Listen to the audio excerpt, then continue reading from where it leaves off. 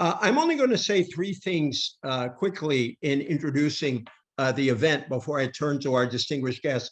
The first is I had occasion to read a book that just came out from Jed Purdy, who is, by our standards, a young scholar by class of 73 standards, not Congressman Castro standards, a young scholar at Columbia who had just asked the question for us.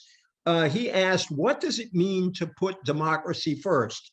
It means asking whether our culture, our economy, and our politics help us to see one another as equals who can rule together. It means recognizing how culture, economy, and politics can undercut both democratic equality and the civic solidarity and trust people need if they are to rule together.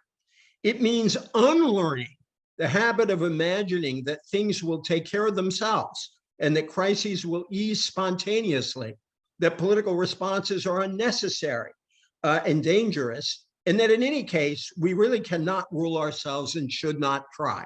These ideas have worked themselves deep into our thinking. We cannot afford to assume they are true. I think those are great words to start with tonight.